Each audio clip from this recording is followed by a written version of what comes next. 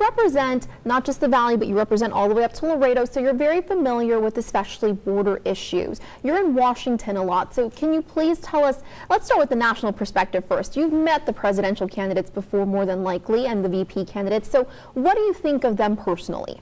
Well, personally, I know Paul Ryan very well. We used to work out, do the P90X in the morning. He's an instructor. He's very, very good. Very nice person. He has specialized on the budget, and certainly, they're going to present a vision, him and Mitt Romney, and of course, President Obama and Biden are going to present the other vision, and then we'll let the voters. But what's interesting is most of this fight, the presidential is going to be in about 5, 6, 7 states.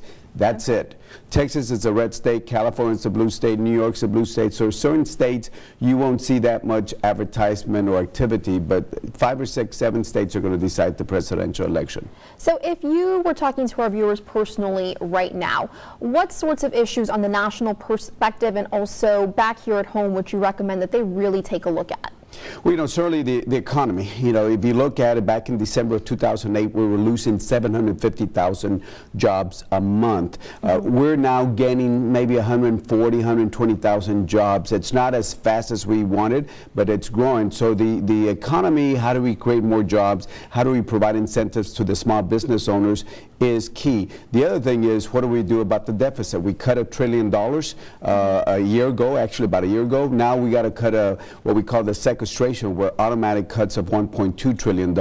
And how do we address the cuts? And we actually have a question on that front. The Congressional Budget Office actually 2 weeks ago reported that if Congress allows the Bush tax cuts and payroll tax holiday to expire while allowing the automatic budget cuts under last summer's debt ceiling to take effect, then we're going to fall into another recession. So do you see Congress coming to an agreement on these issues by the end of this year? I hope so. I really hope so. I'm one of those members of Congress that I feel frustrated, just like a lot of Americans, why we can't get together. At the end of the year, we're going to have the perfect storm. The George Bush tax cuts are going to expire. The sequestration of 1.2 is going to come in.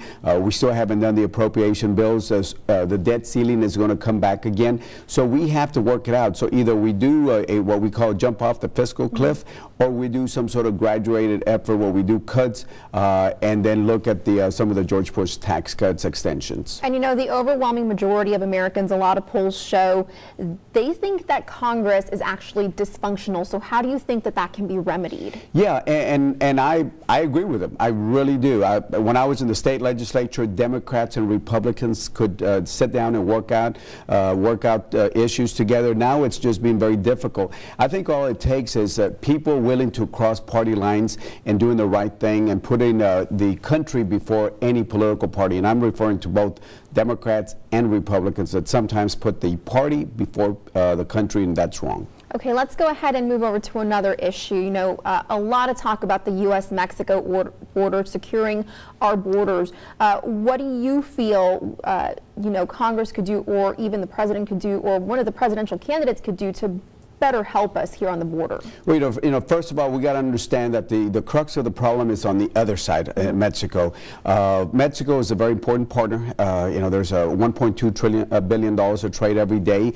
The Valley gets a lot of that, tourism, retail. We know how important Mexico is, but we do understand that the drug cartel war is very difficult. We got to work with Mexico so they can win that war. The second thing is, of course, on this side, by making sure we have the right number of Border Patrol and other federal agents, technology to make sure we do that, and working with our local and state public officials. It's the federal responsibility, but we still got to work with our local and state law enforcement officials. And speaking of that, the Mexican presidential election just happened. The PRI is now in party, and actually we've seen a lot of pictures of you on Facebook with the new Mexican president. How do you think the PRI is going to work in favor?